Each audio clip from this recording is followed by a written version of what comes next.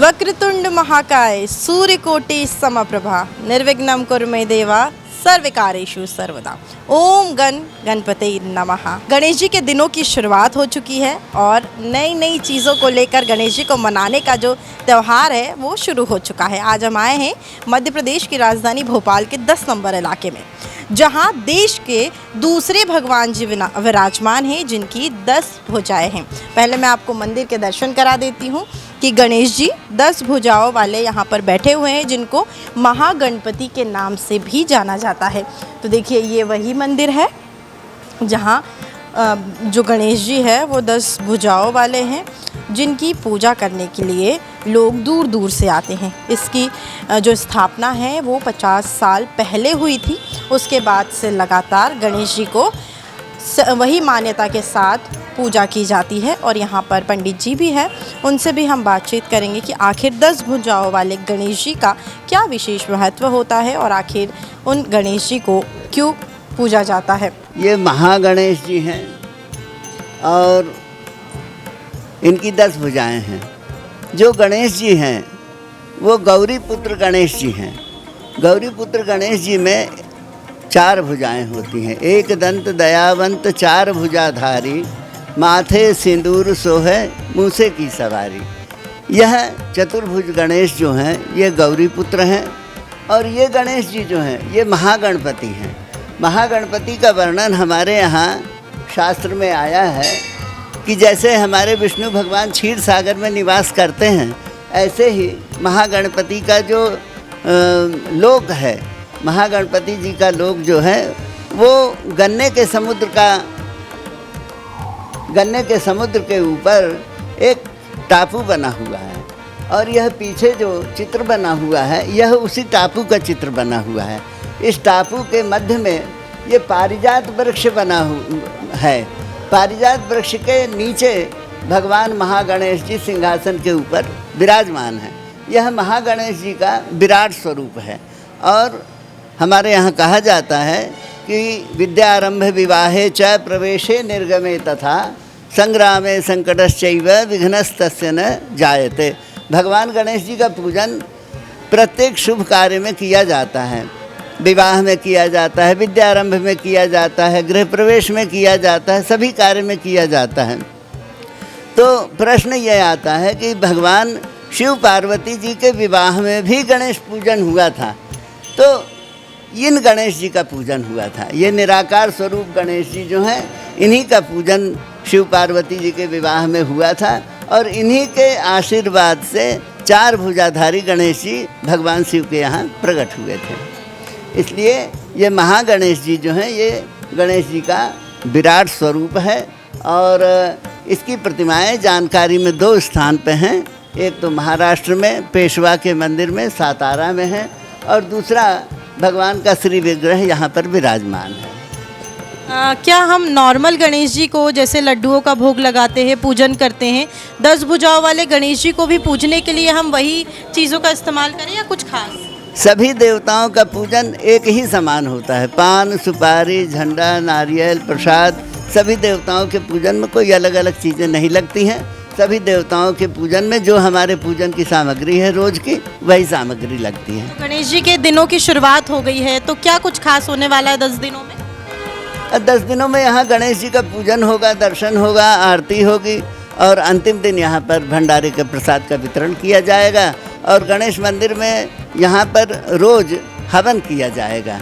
तो 10 दिन तक जब तक गणेश जी बैठे रहेंगे, दिन में 12 बजे से 1 बजे के बीच में यहाँ हवन का कार्यक्रम चलेगा। हरिओम। तो देखिए गणेश जी के मंदिर की काफ़ी ज़्यादा पुरानी मान्यता है और हर साल जो है जो 10 दिनों तक गणेश जी के मंदिर में है हवन होता है, पूजा पाठ होते हैं। यहाँ पर गणेश जी मंदिर के जो संरक्षक है वो भी यहाँ पर मौजूद है, उनसे भी हम बातचीत करेंगे और जानेंगे कि आखिर इस मंदिर में विशेष रूप से क्या कुछ खास आयोजन होने वाले। जी आपका नाम? करतार सिंह तोमर। मंदिर में 10 दिनों तक क्या कुछ आयोजन होने वाले? निरंतर आयोजन होते हैं। हवन पूजन का कार्यक्रम नित्य कर सकते हैं। आज भी त्योहार का वक्त है तो आज भी हवन किया गया। निरंतर कल 12 बजे से हवन निरंतर प्रतिदिन हवन यहाँ पर होगा। हाँ, और पूजन पाठ जैसे सुंदरकांड की तैयारी हो रही है, सुंदरकांड हो ही रहा है, तो इन 9 दिनों में तो कुछ कहो मत, सुबह से शाम तक निरंतर कुछ ना कुछ धार्मिक आयोजन होते रहते हैं।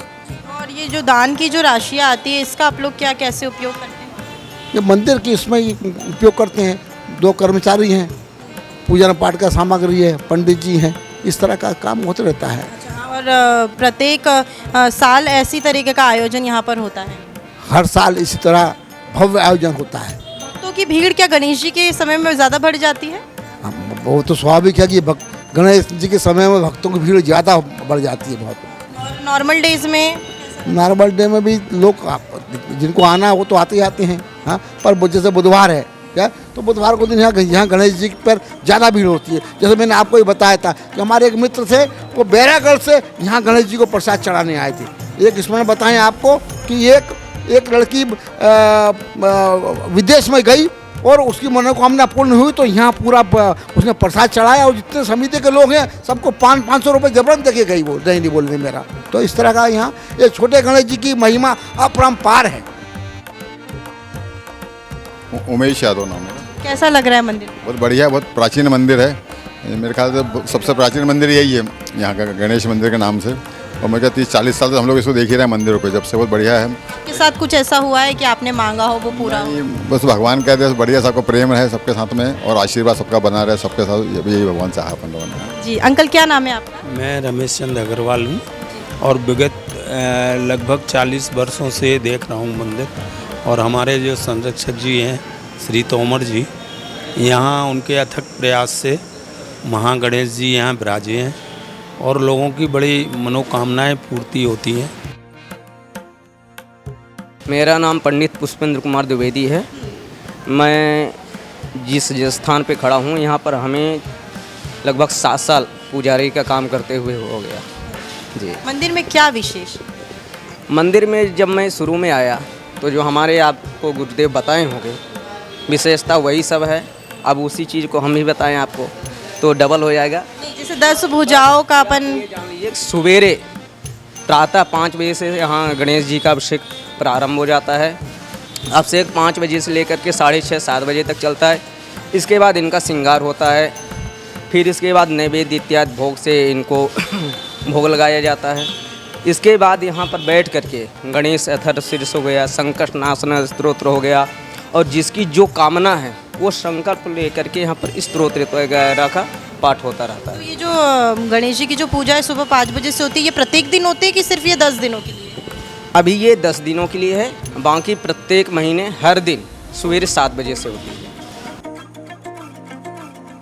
तो देखा आपने, भक्तों की विशेष मान्यता है। मंदिर में न सिर्फ गणेश जी बल्कि यहाँ पर भगवान हनुमान भी विराजमान हैं, जहाँ पर भक्त आते हैं। आज सुंदरकांड का विशेष यहाँ आयोजन भी किया गया है। आप देख सकते हैं कि मंदिर काफ़ी भव्य बना हुआ है और बहुत सुंदर भी है।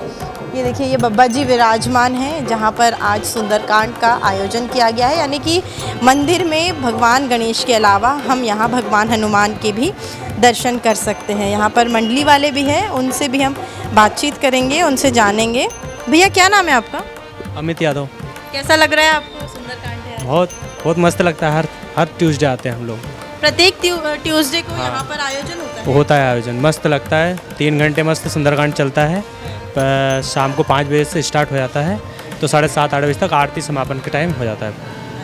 तो देखिए, सुंदरकांड को लेकर भी मतलब हर ट्यूसडे को हम यहाँ पर आकर सुंदरकांड का लाभ भी उठा सकते हैं। भैया से भी बातचीत करेंगे। भैया क्या नाम है आपका? मेरा संजीव है। क्या बोलना चाहेंगे मंदिर को लेकर? मैं इसी मंदिर पे आता रहता हूँ और करीबन साल भर हो रही कंटिन्यूस सुंदरकांड चल रहा है हर मंगलवार को। क्या किसी की मान्यता थी ये मंगलवार को सुंदरकांड की, कि आप लोग खुशी से आते? नहीं, वो करवाते हैं, कई लोग आते हैं, हम लोग तो करते रहते हैं यहीं पर। हाँ, समिति के हिसाब से सब जुड़ते हैं, हर मंगलवार को करते रहते हैं। तो देखिए, हर मंगलवार को सुंदरकांड का लाभ यहाँ भक्त ले सकते हैं। भगवान गणेश की मंदिर के साथ साथ यहाँ पर भगवान हनुमान भी विराजमान हैं, जिनको लेकर भी विशेष महत्व है। तक भगवान गणेश को लड्डुओं के भोग के साथ साथ तरह तरह की चीज़ों से मनाया जाएगा। और नेशन मिरर परिवार की ओर से आप सभी को गणेश चतुर्थी की हार्दिक शुभकामनाएं। कैमरा पर्सन गौरव के साथ मैं दिव्या मिस्त्री, नेशन मिरर भोपाल।